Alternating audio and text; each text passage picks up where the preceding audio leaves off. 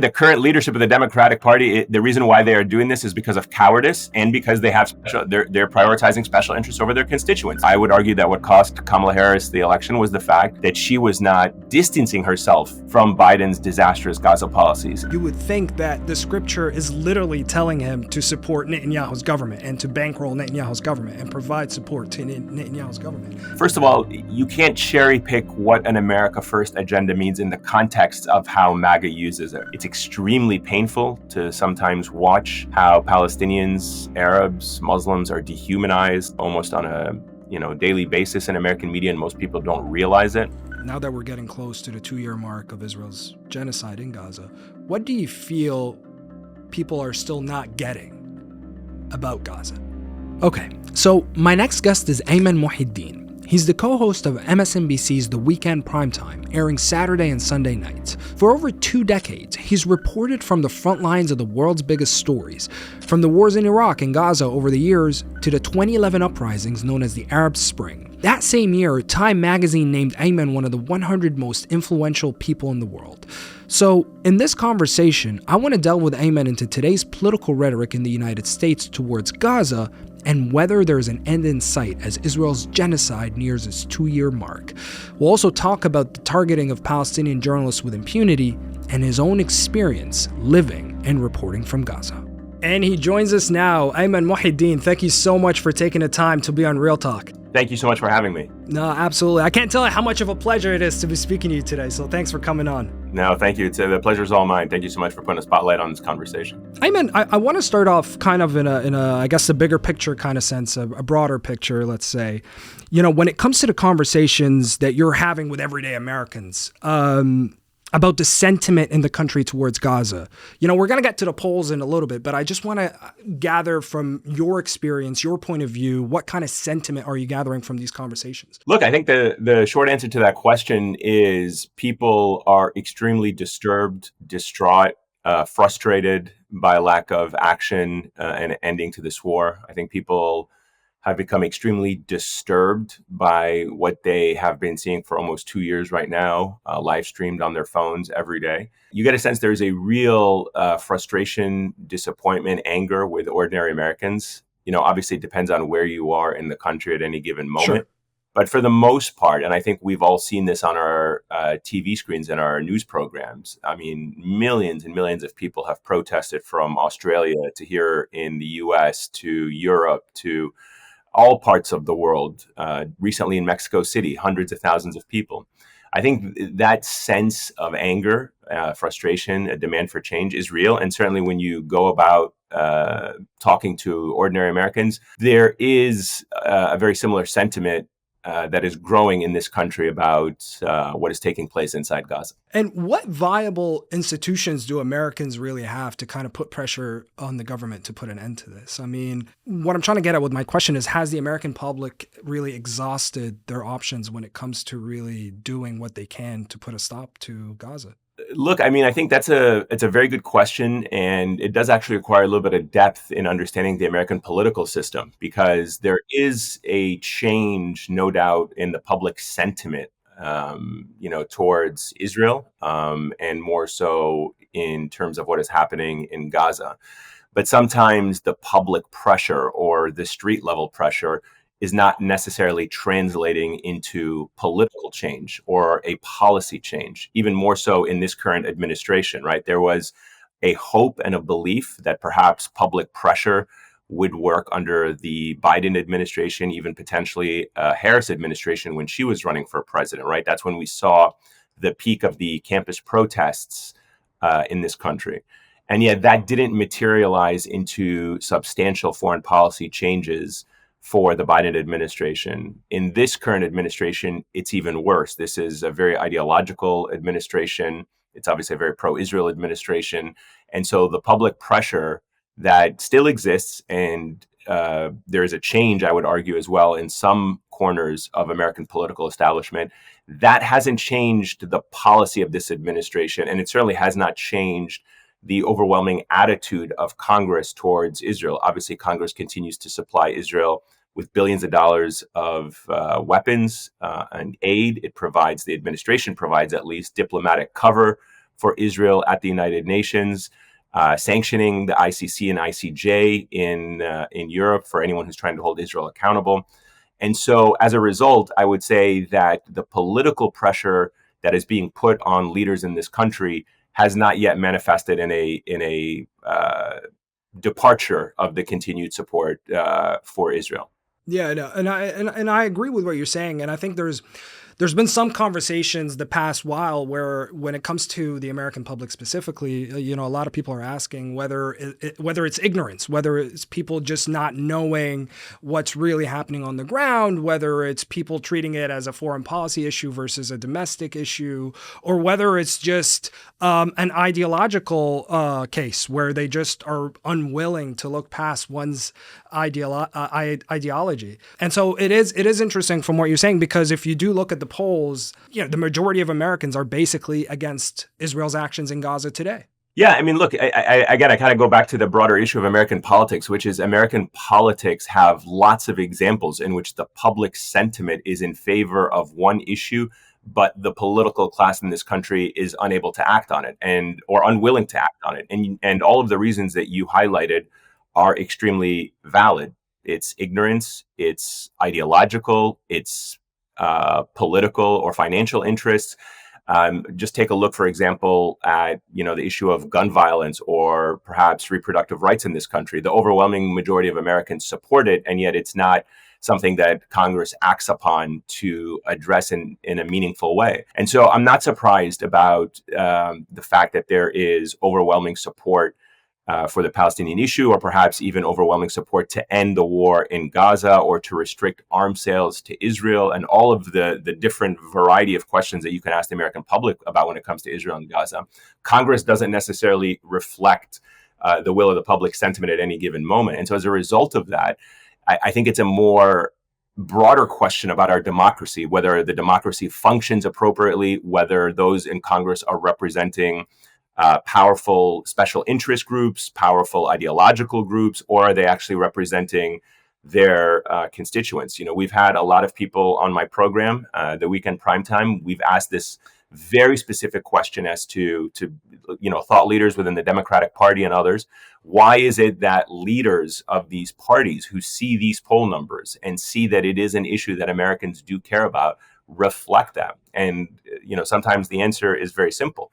Many of these politicians are putting the interests of their donors over their voters. And I think you can also make that case for the issue of Israel as well. This actually leads, because I was going to talk a little bit more about ideology, but it also relates to donors, the pro-Israel lobby, AIPAC. I'm going to ask you about the Tucker Carlson, Ted Cruz interview, and just your thoughts on how that went from the past summer, because we're going to use it as an example to kind of delve into ideology, but also donor money. Yeah, I mean, I think it cuts to a very important issue. I mean, in the case of Ted Cruz, who spoke about it in that interview, but also in other interviews and other platforms, he talks about his policy or his views when it comes to Israel as being shaped by his Christian faith. And so as a result of that, I think that's an example of where ideology is a contributing factor to how foreign policy is made. And I think for a lot of Americans, certainly secular Americans, who want to believe that their politicians are making decisions based on what is in the best interest of America as a secular state rather than a Christian ideology, it can be disturbing to hear that foreign policy is being made based on a religious ideology as opposed to human rights, universal values, respect for rule of law. And I think that's what Tucker Carlson was getting at in that interview. He was challenging him on the premise as a Christian himself. And so they were having that debate about the ideology and as to whether or not his interpretation of the religion allows for him to conduct his foreign policy in that way. And I think the issue here, the broader issue when it comes to religion and politics, is that the interpretation of any religion can be different from one politician to the other, from one person to the other. There are many people, certainly a lot of Christian faith leaders, who talk about what Israel is doing in Gaza as a violation of human rights, a violation of international law. They're calling it a genocide. Sure. And yet that Christian representation or interpretation of the faith is very different than Mike Huckabee's or Ted Cruz, which is actually shaping American foreign policy towards Israel. Yeah. And I mean, even if like listening to Ted Cruz in that interview, you would think that the scripture is literally telling him to support Netanyahu's government and to bankroll Netanyahu's government and provide support to Netanyahu's government. Growing up in Sunday school, I was taught from the Bible, those who bless Israel will be blessed, and those who curse Israel will be cursed. And from my perspective, I want to be on the blessing side of things. Of those who bless the government of Israel? Those who bless Israel is what it says. It doesn't say the government of, it says the nation of Israel. So that's in the Bible. As a Christian, I believe that. Where is that? I can find it to you. I don't have the scripture off the tip of my, you pull out the phone and use the Google. It's in Genesis. But so you're quoting a Bible phrase. You don't have context for it and you don't know where in the Bible it is, but that's like your theology? I'm confused. What does that even mean? Tucker. I'm a Christian. I want to know what you're talking about. Okay. It's quite entrenched, the way that he was basically explaining his interpretation. Right. And I think that's what Tucker Carlson and others have been pointing out, is that you can kind of cherry pick different interpretations of any religion and kind of use that to your own ideological advantage if that's what you want to do.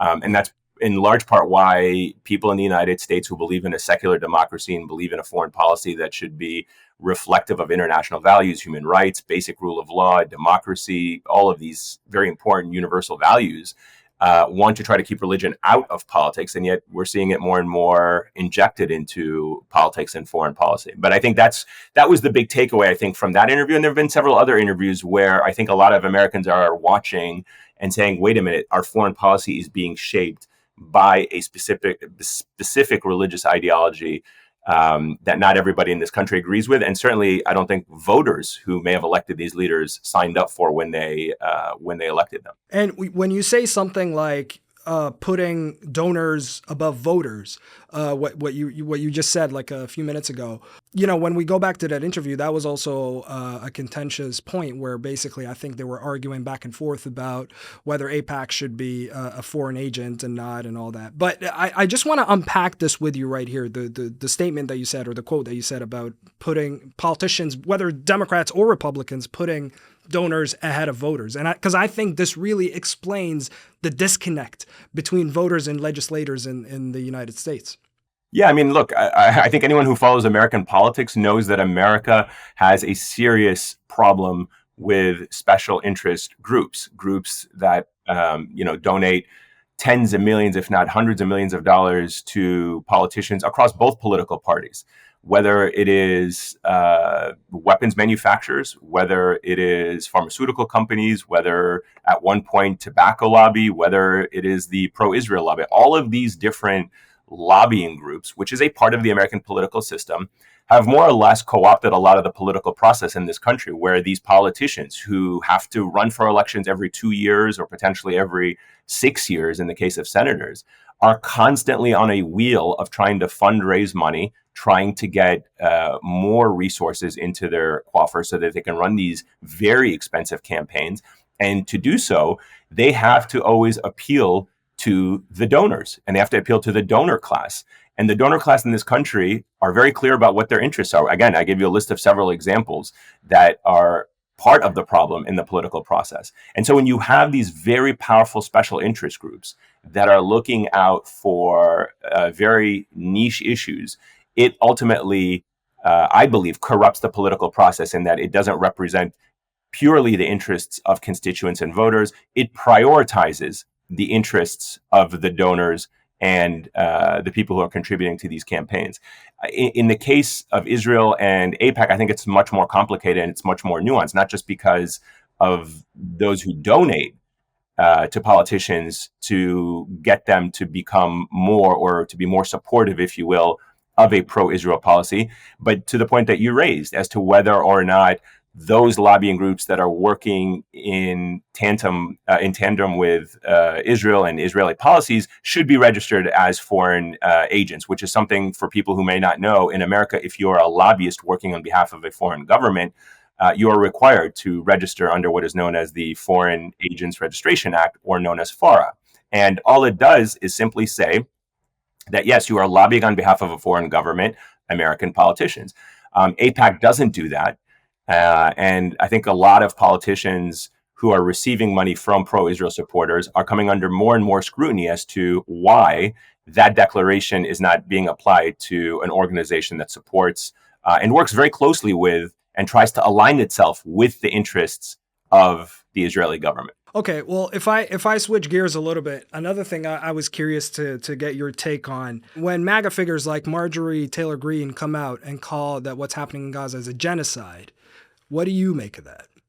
I mean, it's an interesting question, but honestly, you'd have to really kind of direct that question to Marjorie Taylor Greene. And the reason why I say that is I don't know what the evolution of her thinking is about it. Marjorie Taylor Greene is not somebody who on the political spectrum is somebody that I agree with. And this is somebody who has a long history of disparaging Palestinians, making very bad comments, policies, support of Israel well before the genocide that has taken place in Gaza. She attended the speech of Benjamin Netanyahu at Congress. She has voted multiple times to give billions of dollars to Israel.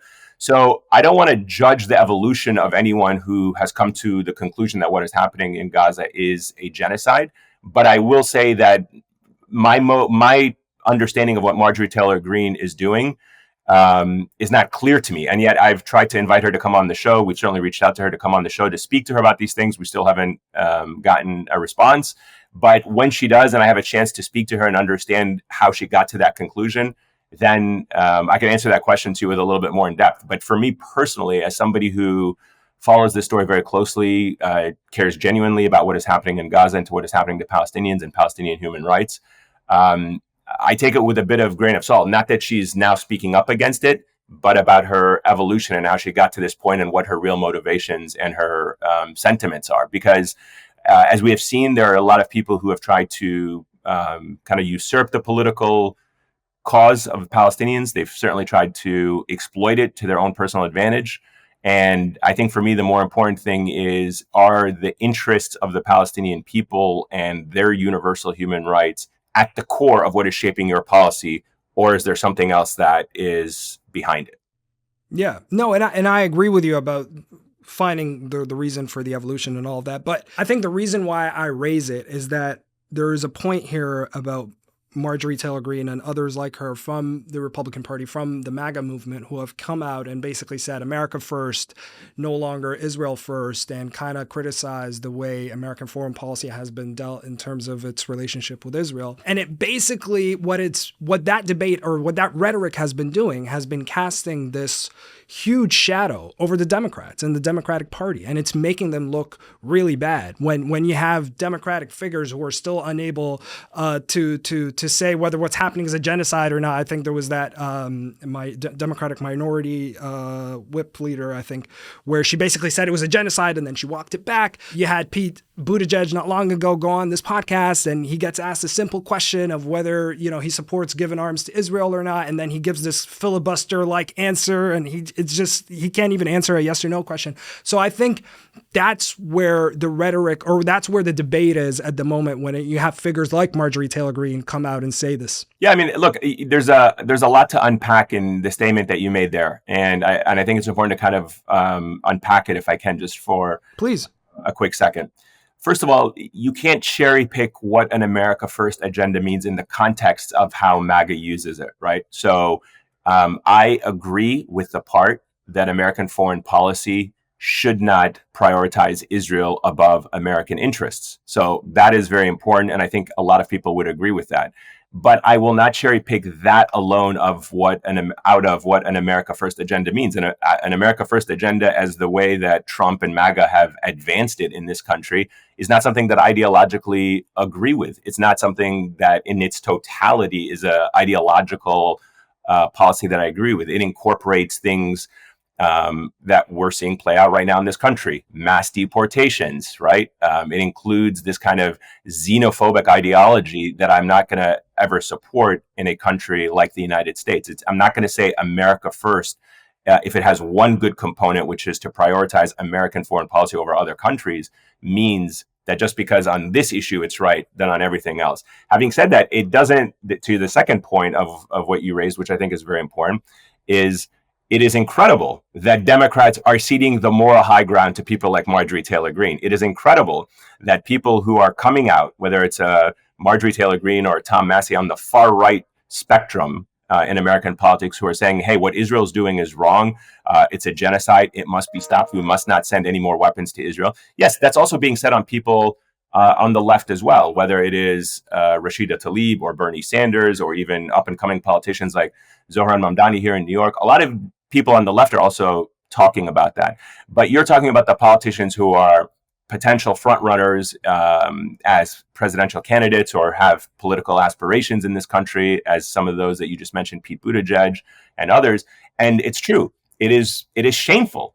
It is absolutely shameful that any Democratic Party leader who wants to be a leader of the Democratic Party and potentially even run for president is unable to come out and condemn what Israel is doing and explicitly call it a genocide. And again, it's an example of where Democrats who try to obfuscate some of these issues, by doing so, they are ceding some of the moral high ground to people on the far right. And I think it's a reason why the polling for many Democrats is abysmally low in this country at this moment. Yeah.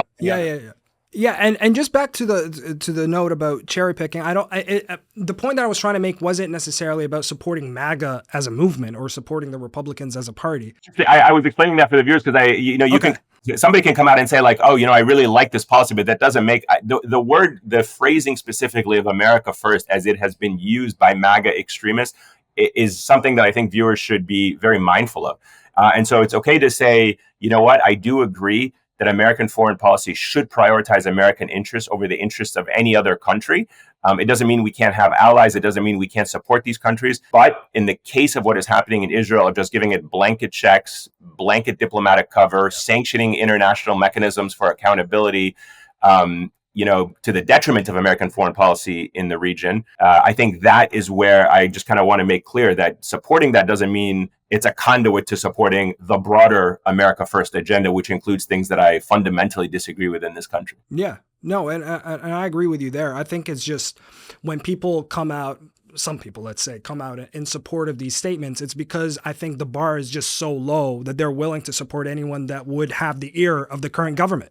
That's exactly what it is. There's such a shortage of people in this country who are coming out and speaking with such moral clarity from the political class about what is happening in Gaza that when somebody like Marjorie Taylor Greene comes on, people latch onto it. And I think that's why I was kind of cautioning about that from the very beginning. It's not Marjorie Taylor Greene on a whole host of other issues is somebody that I disagree with fundamentally and politically. And so even if she is right about what is taking place in Gaza and is describing it accurately, I think it's also important to always kind of put an asterisk next to it to understand her true motivations, what her intentions are, and to kind of strip it away from the broader agenda that she has in her political ideology. Okay, well, let's talk about the Democrats and I guess what excuses do they have at this point? We talked about, I have the name now of the minority whip. Catherine Clark was the one that walked back her genocide statement. But the point I'm trying to make is what excuses do they have at this point to I mean, they're the supposed anti-war party, right, in the United States. And I think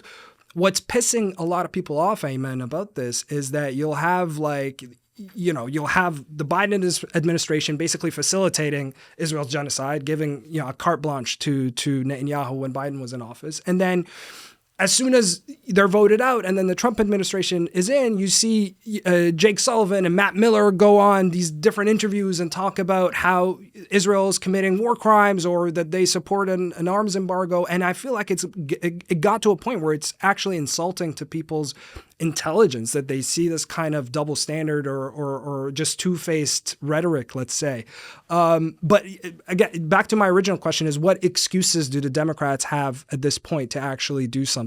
Look, it's a very important question. I think let's kind of separate some of this debate. Politicians are different than Jake Sullivan and Matt Miller, who were, appointees, if you will, in a Biden administration, right? So let's start with the politicians, the members of Congress, the leaders of the Democratic Party in Congress who actually have power to try to block funding or to pass resolutions or even just to make statements that are forceful in condemnation or condemning what Israel is doing in Gaza. The short answer to it is, I think, a lack of leadership. I think a lot of it stems from cowardice. There is this fear, right? And again, I go back to the conversation we were having earlier about donors over voters. Who are these democratic leaders prioritizing when it comes to making the decisions and the statements that they are? Are they representing their constituents, or are they representing special interests? That's different than a Jake Sullivan and a Matthew Miller who were representing a Biden administration, because in that case, there are a lot of factors as to why they made the statements that they made, and now that they're outside of government, feel the courage, feel the independence to be able to say that. When they're in government, their main job is to represent the administration, and in some cases, they are actually making the policy of the administration, and they're making that calculation based on what they're seeing on the inside. Again, I would argue that it's a flawed decision. It's completely bad. It's immoral. It's bad politics. It's bad for America. It's irrespective of values that the Democratic Party cares about. And it's counter to American national security and foreign policy interests. Yet, they're making those decisions because they're taking into consideration all of that on one side and then political calculations on the other. Perhaps they felt that Joe Biden coming out and being very forceful against Netanyahu or putting pressure on Israel to change course was going to cost him the election. And honestly, it didn't cost him the election because he was pro-Israel. I would argue that what cost Kamala Harris the election was the fact that she was not distancing herself from Biden's disastrous Gaza policies, and the fact that she wasn't more forceful in speaking out against the Prime Minister of Israel, Netanyahu, for what he was doing in Gaza, and more importantly, not even allowing a Palestinian American to speak at the DNC. I can give you many examples of mistakes that were made by the Biden-Harris campaign, but I think But Ayman, if I may interject, if I may, just to cut this off, but even with like the administration right now, you still have Democratic lawmakers, like I think of like Chuck Schumer and Cory Booker, lining up to take this photo op with Netanyahu when he visited not long ago. So it's still kind of spilling into the times we're in right now. Yeah, that's why I said the current leadership of the Democratic Party, the reason why they are doing this is because of cowardice and because they have they're prioritizing special interests over their constituents. There's no way you can tell me that Cory Booker, who represents the state of New Jersey, can make the argument, a compelling argument, as to why he felt the need to meet with the Israeli Prime Minister Benjamin Netanyahu, an indicted war criminal. If I came and I said to Cory Booker, please take a photo op with Vladimir Putin, who was just here in the United States, I think Cory Booker and Chuck Schumer would probably say, hell no, we're not going to take that photo op. He's an indicted war criminal. And they would put aside whatever potential interests America might have with Russia as a government to government or legislator to legislator, all of that. But at the end of the day, they had no problems going into a meeting and taking a picture with the indicted war criminal, Benjamin Netanyahu. So it's, again, I say it very directly. I think that it is an issue of cowardice and a lack of leadership on the part of the Democratic Party, who are unable to condemn and reject what the Israeli Prime Minister Benjamin Netanyahu represents and what he's doing in Gaza. It's an example of hypocrisy. I think voters see it, and I think that's why the poll ratings of the Democratic Party under this current leadership are abysmal. People are fed up with it, and they're done, and they're tired with this hypocrisy. One more question before I move on to another subject. I want to ask you about what is being perceived as the criminalization of boycotting Israel in the United States right now. I think there's a law that just passed the House the other day. It's called the Boebert bill, and then I think there's also state level laws as well that criminalize some sort of form of BDS.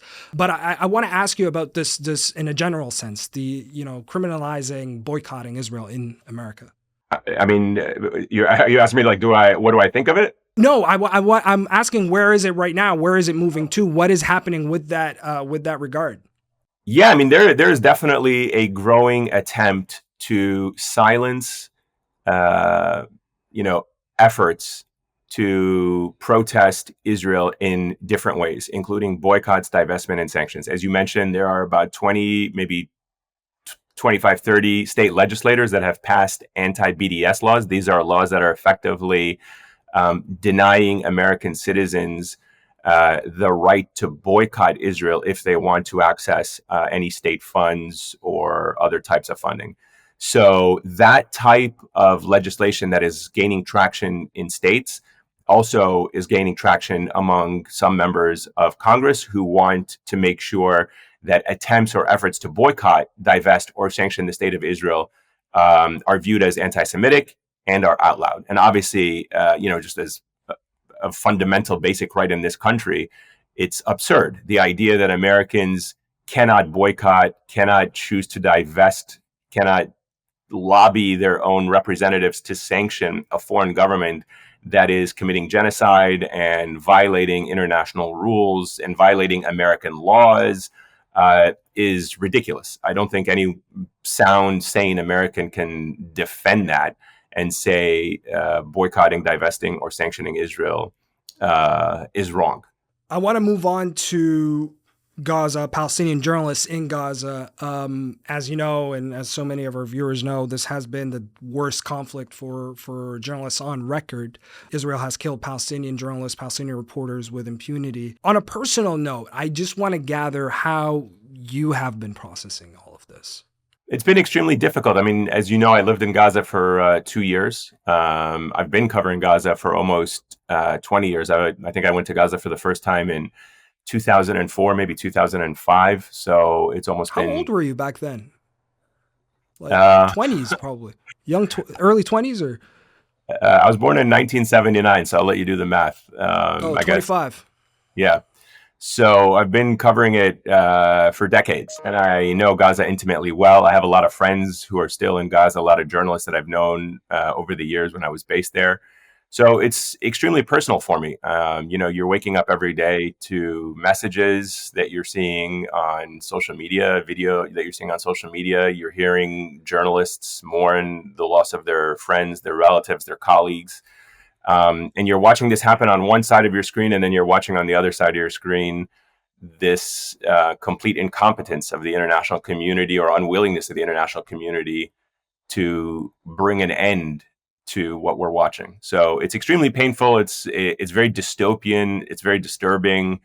It's painful. You feel helpless that you're not able to provide any kind of material support to your friends and colleagues. You get asked questions all the time about, why is this happening? Why can't anyone stop it?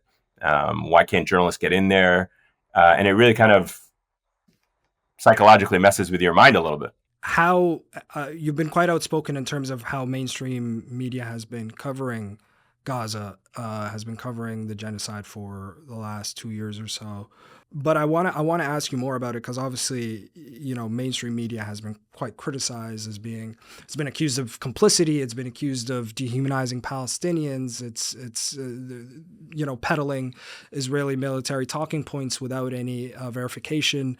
But I from where you are, because you're in a different positioning than I am here in London, I just wanted to ask of how you've been kind of looking at it. I think what you described is accurate. I mean, I think when you look at the totality of American media and Western media, there have been some very important pieces of journalism, I think very critical pieces of journalism that have been extremely important in our understanding of what is taking place in Gaza. And I don't want to diminish that. There have been incredible journalists who are reporting in and around the conflict. I'm talking here purely about Western journalists, not the Palestinian journalists inside Gaza. There's been a lot of really good journalism that has come out of the last 2 years, and asking thoughtful and probing questions and challenging a lot of the dominant narratives around this conflict.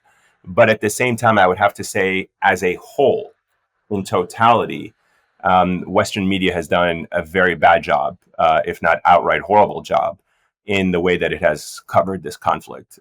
Systematically, as you said, the language that is used dehumanizes Palestinians.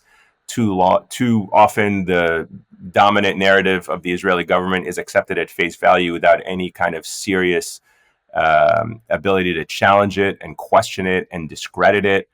The inability to stand in solidarity with Palestinian journalists on the ground inside Gaza, who are being killed at an alarming and an unprecedented rate. There's so many factors that contribute to the problems that exist in Western media when it comes to covering this conflict that I think do a disservice, specifically here in America, do a disservice to the ability of Americans, ordinary Americans, to understand the roots of this conflict, to understand what this conflict is about, and to understand why this conflict continues to be perpetuated for 80 years. And I think it contributes also to the political problem in this country, that many politicians just don't know the reality of what life under occupation means. and more importantly, what is actually taking place in Gaza day in and day out, not just over the past 2 years, but for the better part of the last 80 years, during various parts of Gaza's existence under various stages of occupation between Egypt and Israel, and then ultimately during the last 18 years or so of a blockade. On a personal front, Ayman, I mean, the way I see you, you're someone with so much expertise. Like you said, you've lived there, you've reported from there, you know the region, there's a lot that you can talk about. Your show, I think, is one of the few on American television, network television, that deals with this in such an objective manner to try to deliver to viewers what's really happening on the ground. My curiosity here, though, is I feel like you're someone that should basically be on every American network. You should be, on every show. I'm being serious, because there would be so much value in the kind of expertise that you would bring, not just because you know the region, but because you know the people, you've reported from there. There's so much to it. And I don't know if this is something that you thought about. It's definitely something that I've thought about in terms of like, why aren't we seeing more of Ayman? First of all, I genuinely appreciate it. Thank you so much. I mean, anytime anyone's work is recognized or acknowledged, it means a lot. And I really, really appreciate that. So thank you.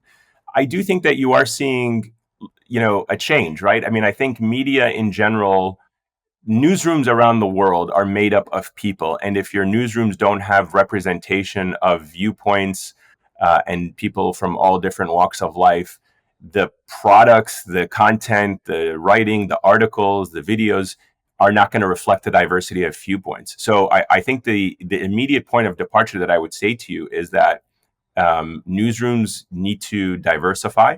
They need to have a variety of viewpoints. They need to have people from different backgrounds and different lived experiences in those newsrooms making decisions at every level, from people on air to people behind the scenes to producers to editors to writers. So that is a challenge of itself, because that has to do with, the people out there, who's applying for these jobs, how well these news organizations are trying to recruit people who know these topics. Subject matter expertise is extremely important. So there's a whole reason for the lack of representation, if you will, in American media. I do think it's changing a little bit. I mean, I think over the last 20 years, there have been an incredible generation of journalists who are coming into American media and are becoming more vocal and more present and more visible. And as a result of that, are contributing to a better understanding of that coverage. Is it where it needs to be? Absolutely not. I think there's still a long road ahead of us. But I do think that, progress is slow, but it is still moving in the right direction. And keep in mind, there's now been a huge diversification of the media landscape. I mean, when I started out in journalism in 2001, we did not have digital media. We did not have social media. It was basically cable or linear TV and print and radio. That landscape has completely changed now. So you have more voices across different platforms, and they're all competing against each other in the spaces of ideas and voices. So I think that's also a challenge. But I do think that more and more people are drawn to this profession, trying to get into journalism. And I think it's extremely important that we continue to make space for all of these people to participate in different platforms. How have your conversations been with journalists from similar backgrounds, like Palestinian backgrounds or Arab backgrounds? And I'll tell you my experience, like the chats that I've had with journalists from whose heritage is from the region on our show is basically there's two camps here from the conversations I've been having. There's one camp that's completely disillusioned with the industry, right? And they just feel like they've just either been relegated or they've been kind of forced to cover other things, whether it's their newsrooms or their editors feel like they're too invested into the story, or it gets treated as identity politics, so they're asked to write like op-eds instead of actual factual reporting. And then there's a camp that believes that there's a way to actually fix this from the inside if we just remain steadfast and we contribute our ideas and we contribute our reporting. There is a way where it could kind of change how newsrooms cover situations like Israel-Palestine. And I'm just wondering what kind of conversations you've been having on your end about that. Well, I wouldn't be working in journalism if I was disillusioned, right? And I wouldn't be working and trying to continue what I'm doing if I was disillusioned and felt that there was no change or there was no progress. Do I think that the rate of progress is sufficient? Absolutely not. I haven't been able to, and I'm not saying that it's the responsibility of any one individual or one news organization. Have I been able to stop a genocide from happening? I'm not. I don't necessarily look at my role as that specifically. I look at my role as trying to widen a conversation and try to make sure that more viewpoints are represented so that those who have the power to stop this are better informed, and that the American public who watches our show have a better understanding of what is taking place on the ground inside Gaza, in and around the region. But to your point, I understand the frustrations, and I share people's frustrations that the media landscape can at times,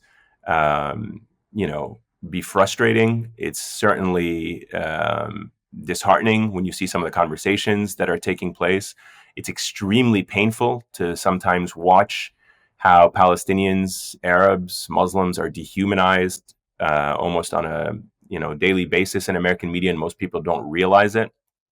Those things are extremely difficult, and I think that's the second part of the conversation that I have with a lot of my Arab American colleagues and journalists. And to be honest, not just Arab American colleagues, I think people who have spent time in the region, who know the region, also understand that a lot of the rhetoric that is taking place in this country towards that part of the world is extremely disturbing. It's inhumane. It's racist. It's offensive.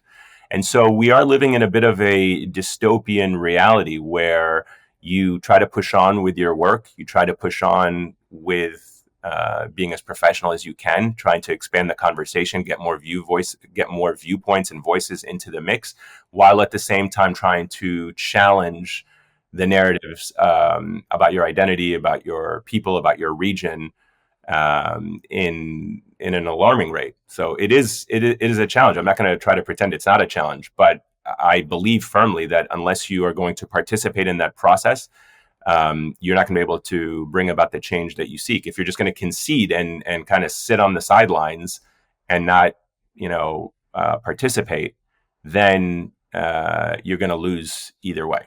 Given the time that you've spent in Gaza, given the time you spent reporting in Gaza, all the stuff that you know about it, about the region, now that we're getting close to the 2-year mark of Israel's genocide in Gaza, what do you feel people are still not getting about Gaza? I think on the most basic level, one of the hardest things for most people to understand is that Gaza is a society like any other that has a rich history, ancient history. It is made up and comprised of people with integrity and with dignity, families, people with dreams, children, mothers, fathers, daughters, sons, business people, academics, artists, intellectuals. And for them, in the past 2 years, the dominant narrative that is pervasive in American discourse is that Gaza is reduced to a Hamas stronghold. When you hear the kind of Israeli narrative around how they describe Gaza, everything and everyone is Hamas. Even the president of Israel at one point said there are no innocent civilians in Gaza. I mean, we just recently saw an absurd attack by the Israeli military on a hospital in which they said they were targeting a Hamas camera. So when you hear how ridiculous on the surface that sounds, the hardest part of the last 2 years is trying to constantly remind people that this idea of portraying the 2 million people that live in Gaza as simply Hamas to justify their killing or to justify their dehumanization or to justify their ethnic cleansing is disturbing. Because as we have learned and as history has shown us, the first thing in being able to commit mass atrocity is to commit mass dehumanization. And so if you can dehumanize an entire group of people, if you can take 2 million people and reduce them with dehumanizing language into terrorists, uncivilized, calling them animals, barbarians, savages, then you can justify the mass atrocities that you commit against them. We've seen this throughout history. It's not new. Yet we're seeing it now in real time, live streamed on our phone, And I think that has been the biggest challenge of what it means to try to explain to people who don't know anything about Gaza, that Gaza is much more than what people are reducing it to, specifically what Israeli officials and Israeli military officials and government officials are reducing it to justify their ongoing genocide there. You know, as you're talking now, I'm thinking about how one of the benefits of social media right now is that it's given Palestinians in Gaza the ability to humanize themselves versus the way that they've been covered or been dehumanized by political rhetoric or by media coverage. Absolutely. I think we've all seen the videos of young girls who, were making cooking videos throughout Cookies, yeah. We've all seen the social media accounts of, weightlifters and young friends who are playing soccer. We've seen the break dancers. We've seen kids who have tried to preserve their childhood amidst this genocide. We've seen a musician who continues to teach his kids and his students how to make music amidst the sounds of war. And I think when you see these things in social media, and this is why I keep saying that Western media has failed in so many areas, is these human faces of Gaza are so often silenced and muted from the conversation. We only hear about militants. We only hear about the language of war. We only hear about death and destruction. Even the death toll that we hear, we just hear in this kind of, number. And we don't know the faces. We don't know the stories behind the people who are killed. And when we do, it shocks us when we hear the story of a young girl like Hind Rajab, and we hear the horrors of what happened to her, the young girl that was shot with her family in her car, sprayed by 300 plus bullets.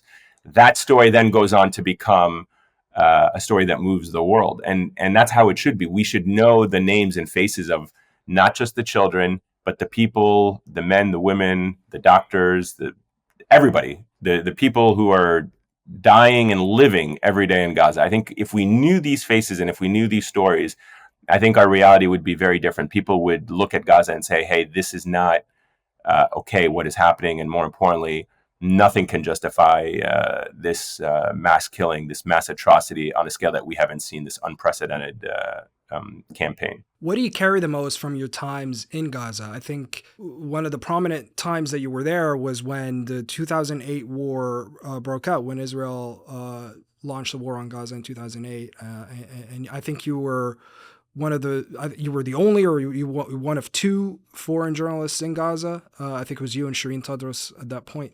But what is it that you carry with you from your time there? I carry my experience with the friends that I made. I mean, I think the best way that I can describe Gaza, and it sounds, given what is happening right now, it's hard to imagine this, but the people of Gaza and Palestinians in general are the most resilient people I've ever met and have ever spent time with. I've covered a lot of war zones throughout my career. I've been in conflicts in Syria, in Iraq, in Ukraine. People during war go through extreme hardships. There's no doubt about that. People suffer in every war. But I do think that one of the things that stays with me, that has shaped me in a profound way, that has affected me in a profound way, is the resilience of Palestinians that I lived with in Gaza for 2 years during that war. And, since I've been back multiple times, every time I go back, the resilience that they demonstrate in how they constitute their lives and how they try to raise their families and how they try to give themselves a future despite all the hardships they've endured, the way they live with dignity and integrity, that all of it is a resilience that I've never experienced anywhere else in the world, that will always stay with me and has profoundly impacted me in my worldview. I want to close with this, Ayman, because this was something I found. I was listening to one of your reports from 2009 from Gaza, and this was when you were with Al Jazeera. And you ended this TV package or this TV report with this line. You said, quote, "But Gaza is still a territory under siege, bereaved and bereft of international support. The West blames Hamas, all while the suffering of the people continues."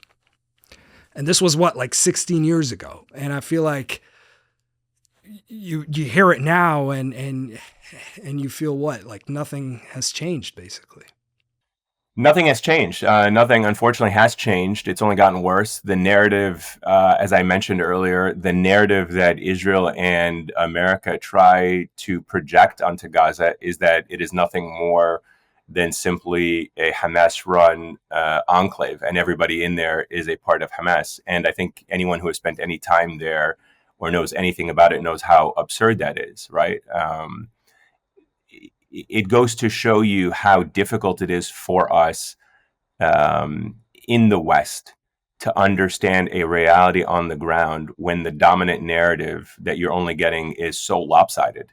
That this is a situation that has been happening for 16, 18 years. I think the first wave of the blockade was imposed roughly around 2006. And it has only gradually gotten worse, and nothing has changed. And you think of the generations of Palestinians who have been living in Gaza who have paid a very high price living under that stagnation, living through multiple wars, having to contend with the inability to leave Gaza to pursue opportunities outside, getting the medical care that they need, pursuing economic opportunities.